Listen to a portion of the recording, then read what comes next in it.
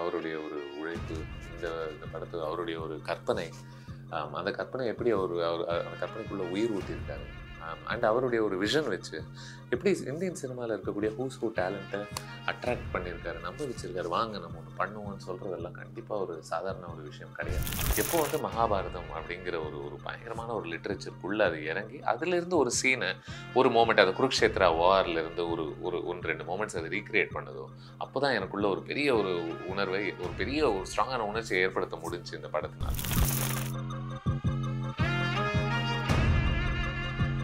இந்த மோமெண்ட்டு நமக்கு பயங்கரமாக ஃபீலிங் உண்டாக்கணும் அப்படின்றது கொஞ்சம் கொஞ்சமாக தான் பில்டப் பண்ணுறாரு. அந்த மோமெண்ட்டை நோக்கி அங்கங்கே சின்ன சின்ன விதைகளை போட்டுக்கிட்டு. அண்ட் ஒரு டைலாக் யூஸ் பண்ணுறாரு அதில். அது வந்து கிருஷ்ணர் தான் ஓட்டிகிட்டு இருப்பார்ல தேரை, பின்னாடி அர்ஜுனன் இருக்கும்போது கிருஷ்ணன் எக்ஸ்பிளைன் பண்ணுவார். அதாவது நம்ம தேரில் நம்ம அனுமானுடைய ஒரு கொடி ஒன்று வச்சுருக்கோம் அப்படின்னா, அனுமார் நம்ம தேரை காப்பாற்றுற ஒரு ஆளாக இருக்காரு. நான் இருக்கேன் கடவுள் இந்த தேர் ஓட்டியாக.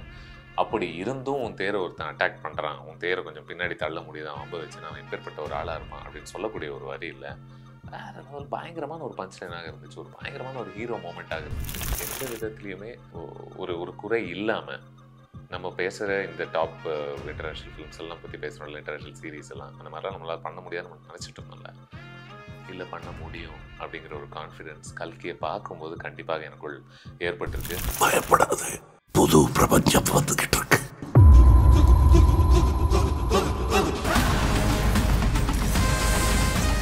வணக்கம், நான் சுதீர் ஸ்ரீனிவாசன். இது என்னுடைய லேட் ரிவ்யூ. இந்த வாரம் நான் லேட்டாக ரிவ்யூ பண்ண போகிற படம் நாகஸ்வினி இயக்கத்தில் ரொம்ப அவருடன் எதிர்பார்க்கப்பட்ட பயங்கரமான ஒரு ஸ்டார் காஸ்ட் கொண்ட ஒரு திரைப்படம். கமல்ஹாசன் அவர்கள், அமிதாப் பச்சன், பிரபாஸ், தீபிகா படுகோனே, இந்த மாதிரி அடுக்கிக்கிட்டே போகலாம்னு நினைக்கிறேன். படம் பேர் கல்கி. கல்கியை பொறுத்து ஒரு விஷயம் ரொம்ப பிரதானமாக சொல்லணும் அப்படின்னு நினைக்கிறேன். ஏன்னா இது பார்க்கும்போது என்னுடைய ஒரு முக்கிய ஒரு உணர்வு என்னவாக இருந்துச்சுன்னா, ஒரு பெரிய ஆச்சரியமாக இருந்தது, பெரிய பிரமிப்பாகவே இருந்துச்சு. ஏன்னா நாகஸ்வன் உருவாக்கி இருக்கிற உலகங்கள், அவர் காட்டக்கூடிய இந்த உலகங்கள் வந்து பயங்கரமான ஒரு உலகமாக இருக்குது. இதை வந்து நம்மளுடைய ஒரு இந்தியன் ஃபிலிமில், ஒரு தெலுங்கு ஃபிலிமில், இது ஐ திங்க் ட்ரைலிங்குவல் நினைக்கிறேன், நாட் ஷூர், நான் தெலுங்குல தான் பார்த்தேன். ஸோ பார்க்கும்போது எனக்கு இன்ஃபேக்ட் அதனுடைய பல அம்சங்கள் சொல்லலாம்னு நினைக்கிறேன். ஒரு ஃப்ளோட்டிங் இன்வெர்டட் பிரமிடாக இருக்கட்டும், ஒரு ஃபியூச்சரிஸ்டிக் வேர்ல்டில் அவங்க பயன்படுத்தக்கூடிய கன்ஸ் எப்படி இருக்கும், அவங்க போகக்கூடிய வண்டிகள் எப்படி இருக்கும், தரையில் போகிறதா இருக்கட்டும், இல்லை பறக்கிற ஒரு வண்டிகளாக இருக்கட்டும், அது ஒரு பக்கம். அப்படின்னா இங்கே அந்த கடைகளோட நியான் சயின்ஸாக இருக்கட்டும், ஒரு வில்லன் அவர் பாட்டுக்கு எப்படி காற்றுல மிதந்துக்கிட்டு இருக்காரு, அந்த இடத்துல ஒரு மேட்ரிக்ஸில் பயன்படுத்தக்கூடிய ஒரு எக்யூப்மெண்ட் மாதிரி ஒரு எக்யூப்மெண்ட் ஒன்று இருக்குது. அடுக்கிக்கிட்டே போகலாம் இந்த மாதிரி பல அம்சங்கள். படம் பார்த்துட்டு இருக்கும்போது அடிக்கடி யாரையாவது லெஃப்டில் ரைட்டில் பார்க்கணுன்னு எனக்கு தோன்றுச்சு. ஏன்னா இதே பிரமிப்பு அவங்களுக்குள்ளேயும் ஓடிக்கிட்டு இருக்கும்ல. அந்த ரெண்டு கண்கள் மீட் ஆகும்போது ஒரு கனெக்ஷனில் நிஜமாவே நம்ம இந்த படம் பார்த்துட்டு இருக்கோமா, நிஜமாக இந்த விஷுவல்ஸ் ஒரு இந்தியன் ஃபிலிமில் இது இப்படி இருக்கா? ஏன்னா எந்த விதத்துலையுமே ஒரு மாவல் ஃபிலிமுக்கு கொஞ்சம் கூட ஒரு செலக்டிவ் ஃபிலிம் இல்லை விஷுவலி அப்படின்னு நான் நினைக்கிறேன். மேபி மாவல்னு சொன்னதுனாலே என்னவோ எனக்கு அதில் ஸ்டார் லார்ட்னு ஒரு கேரக்டர் வரும்ல, கார்டியன்ஸ் ஆஃப் த கேலக்ஸி ஃபிலிம்ஸில், பீட்டர் குவில் அவருடைய ஜென்ரல் நேம்.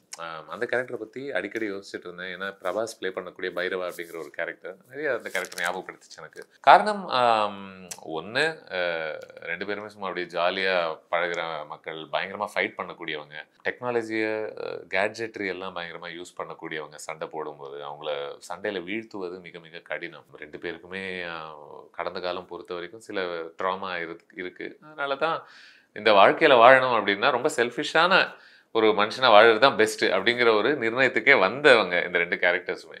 என்ன ஒரு பெரிய டிஃப்ரென்ஸ் அப்படின்னு நான் நினைக்கிறேன்னா, இதில் பைரவா கேரக்டர், பிரபாஸ் ப்ளே பண்ண கேரக்டர், அவர் கேரக்டர் வந்து ஜாலியாக இருக்கும்போது அந்த அளவுக்கான ஒரு ஒரு ஒரு ஜாலித்தனமும், ஒரு என்ஜாயபிள் மர்த், ஒரு என்ஜாயபிள் ஃபன் சொல்லுவாங்கள்ல, அது வந்து உருவாக்க முடிஞ்சா இந்த படத்தினால.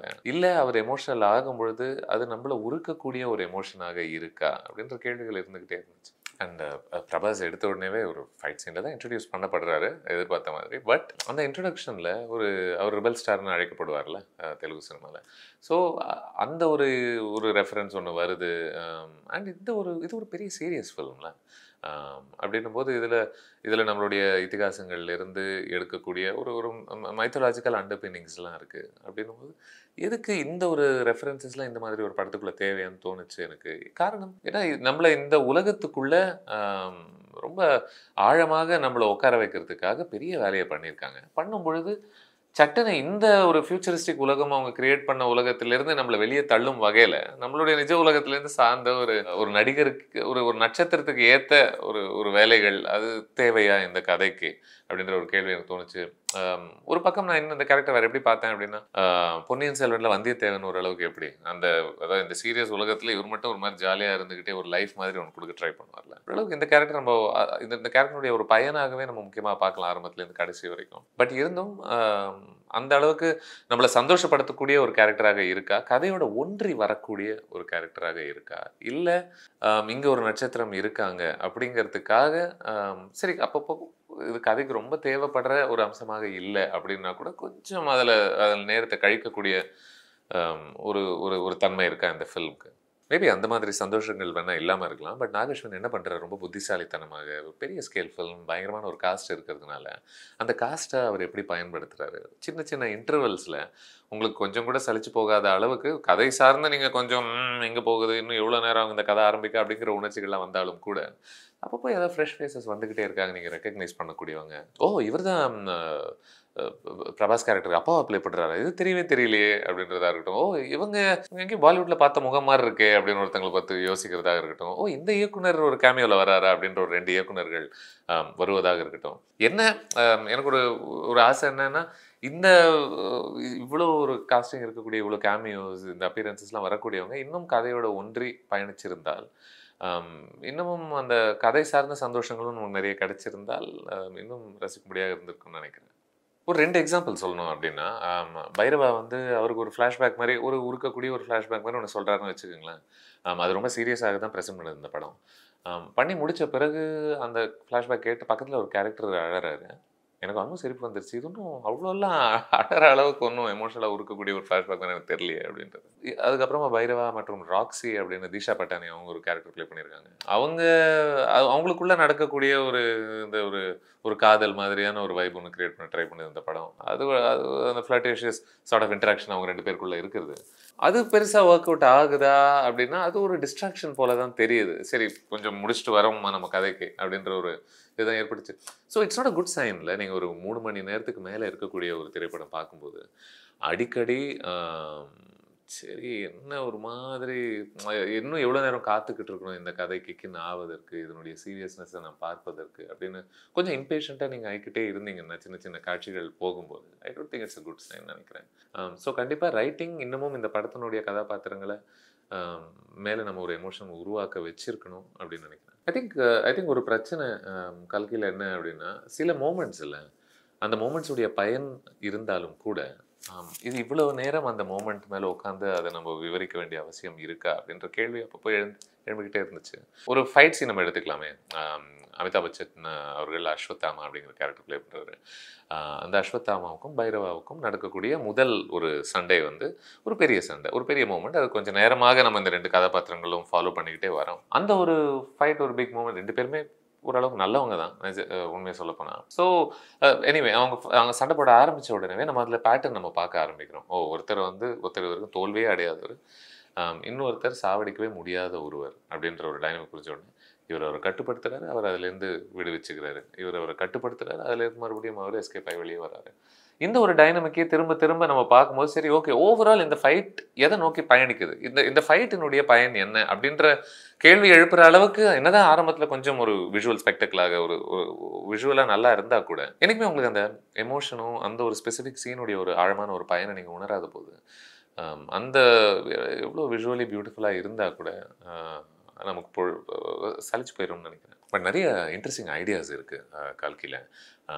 உட்காந்து நிறைய ரொம்ப நேரம் பேசுகிற அளவுக்கான ஐடியாஸ்ன்னு நினைக்கிறேன். ஒன்று, இந்த ஒரு கடவுளுடைய ஒரு அவதாரம் வரப்போகுது அப்படின்ற ஒரு ஐடியாவை வச்சு இந்த சோசன் ஒன் அப்படிங்கிற ஒரு ஐடியா இருக்குது இல்லையா, சினிமாவில் நம்ம யூஸ்வலி பார்க்கக்கூடிய ஒரு விஷயம். ஒரு எக்ஸாம்பிள்ஸாக சொல்லணும்னா Harry Potter, star Wars, Baahubali, இந்த மாதிரி பல கதைகள் நம்ம சொல்லலாம். ஸோ அந்த சோசன் ஒன் அப்படிங்கிற ஒரு ஐடியாவை காட் உடைய ஒரு வருகை கூட சேர்த்து அது ரெண்டும் ஒப்பிட்டு பேசுகிற ஒரு தன்மை இருக்குல்ல. அஃப்கோர்ஸ் சோசன் ஒன்னே ஒரு மித்தாலஜிலேருந்து தான் வந்த ஒரு ஐடியா. ஸோ அது ஒரு நேச்சுரல் ஃபிட்டாக தெரிஞ்சது இந்த ஐடியாவை இந்த ஒரு ட்ரீட்மெண்ட்டோடைய எக்ஸிக்யூட் பண்ணுவது.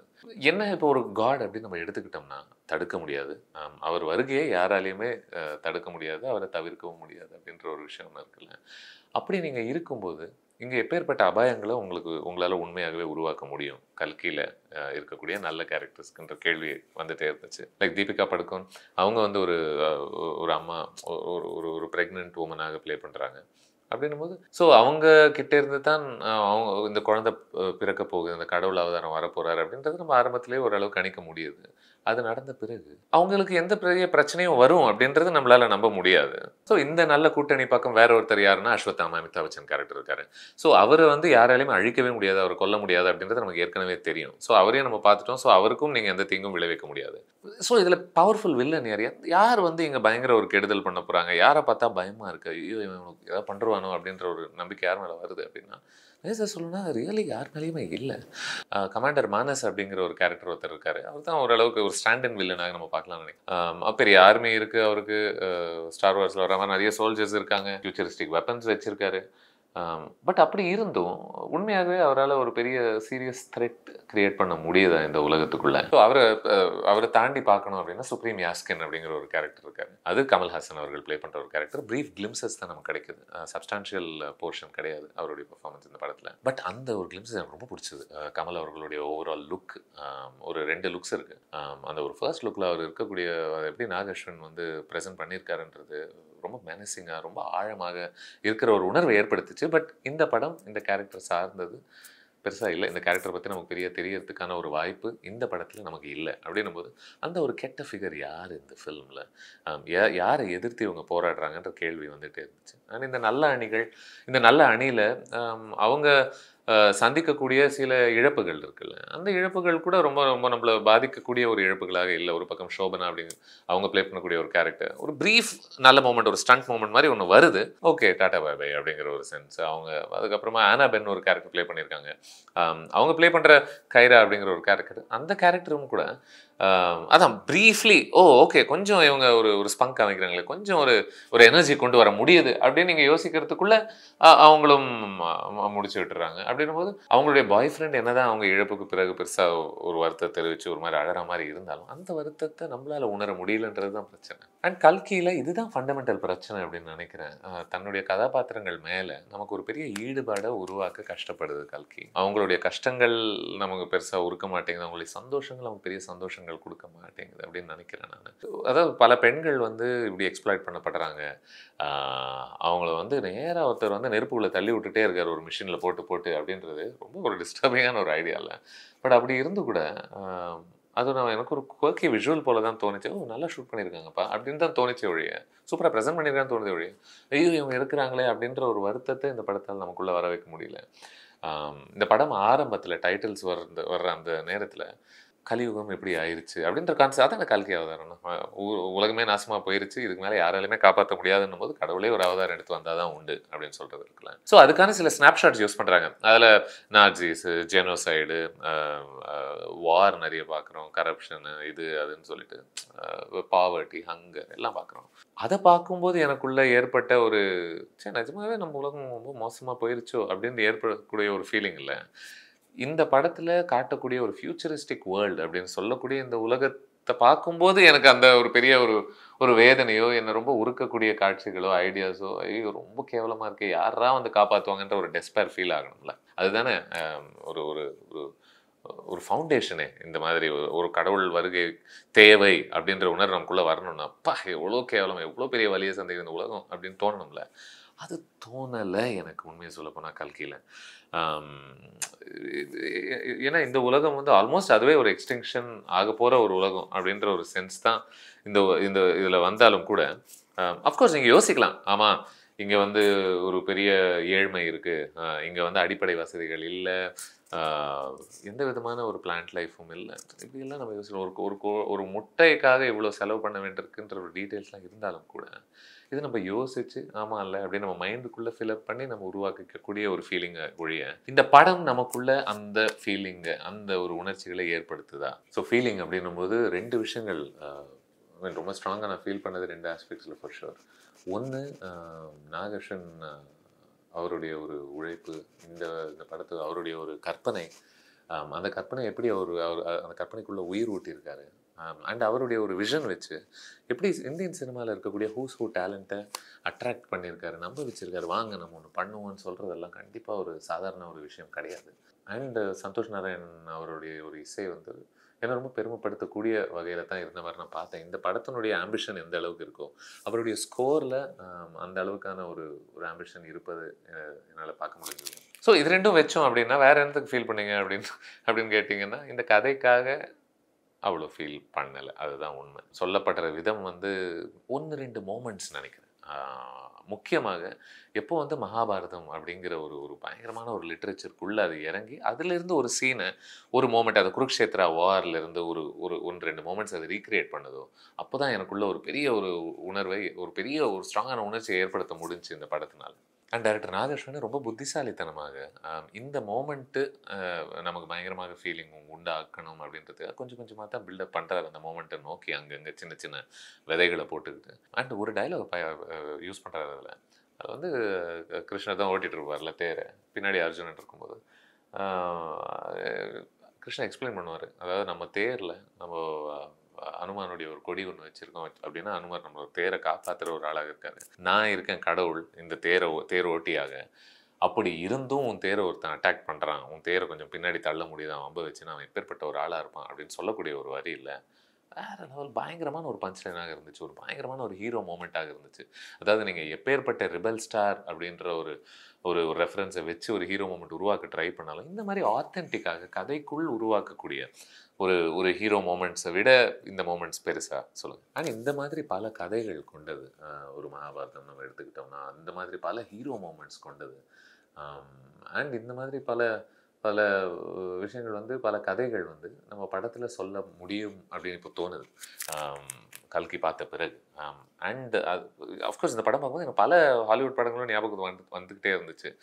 டியூன் பற்றி யோசித்தேன், ஸ்டார் வார்ஸ் பொறுத்து யோசித்தேன், ஹங்கர் கேம்ஸ் யோசித்தேன், மேட் மேக்ஸ் பற்றி யோசித்தேன், மேட்ரிக்ஸ் பற்றி, இந்த மாதிரி சொல்லி அடுக்கிக்கிட்டே போகலாம்.